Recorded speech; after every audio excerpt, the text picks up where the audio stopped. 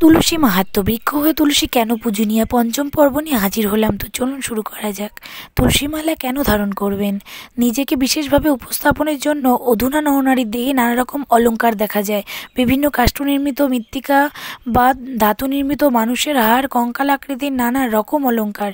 কিন্তু এসব উদ্ভট সাজে মানুষের দৃষ্টি আকর্ষণ হলেও এর মাধ্যমে আত্মিক কল্যাণ সাধনের কি কোনো সুযোগ আছে কি? অথচ বৈদিক শাস্ত্রে এই ব্যাপারেও স্পষ্ট নির্দেশনা রয়েছে, এবং তা আধুনিক অন্তঃসারহীন লোকরঞ্জনের জন্য নয়, বরং তা ধারণের মাধ্যমে আমাদের বাহ্যিক ও অভ্যন্তরীণ উভয় প্রকার কল্যাণ সাধিত হয়। তুলসী মালা তার মধ্যে অন্যতম। এখন প্রশ্ন হলো, তুলসীর মালা ধারণের কি আবশ্যকতা রয়েছে? তুলসী মালা না পরে কি কেউ সাধু হওয়া যায় না? শাস্ত্রে কোথায় আছে যে তুলসীর মালা ধারণ করতে হবে? উত্তরে সহজভাবে বলা যায় যে, ঠিক যেমন পুলিশের পোশাক না পরেও কেউ পুলিশ হতে পারে, কিন্তু কেউ পুলিশ কিনা তা তার পোশাকের মাধ্যমে সহজে চিহ্নিত করা যায়। একইভাবে কারো গলায় তুলসী মালা দেখে সহজে বোঝা যায় যে তিনি বৈষ্ণব। শ্রীল প্রভুপাদ বলেন যে, কুকুরের গলায় বেল্ট থাকলে যেমন বোঝা যায় যে তার মালিক আছে, তখন কেউ তাকে উত্ত্যক্ত বা ক্ষতি করে না।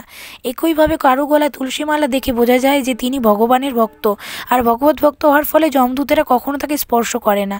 তাছাড়া একথা অনস্বীকার্য যে বাহ্যিক বেশভূষা অবশ্যই ব্যক্তির মনে প্রভাব ফেলে। যেমন সাধারণ ঘরোয়া পোশাক পরিহিত অবস্থায় মনোভাব একরকম থাকে, আবার একই ব্যক্তি যখন প্যান্ট শার্ট, কোট, শু, হাতে ঘড়ি, গলায় টাই পরবে, তখন তা অবশ্যই তার মনে ব্যতিক্রম প্রভাব ফেলবে। এ ব্যাপারে কারো কোনো ব্যক্তিগত অভিজ্ঞতা না থাকলে আজই পরীক্ষা করে যাচাই করতে পারেন।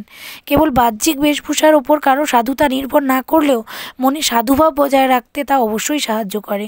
এছাড়া তুলসী ভগবানের অত্যন্ত প্রিয়, তাই ভগবানের অতি প্রিয় তুলসী ধারণ করার মাধ্যমে কেউ তুলসী দেবীর কৃপায় ভগবানের দৃষ্টি আকর্ষণের কৃপার পাত্র হতে পারেন। ঠিক তাই যেমন কারো সন্তান ভালোবাসার মাধ্যমে সেই সন্তানের মায়ের ভালোবাসা অর্জন করা যায় বা প্রিয় পাত্র হওয়া যায়। শাস্ত্রানুসারে তুলসী সমস্ত কিছুই পবিত্র, তাই তুলসী মালা ধারণের মাধ্যমে আমরা পবিত্র হই।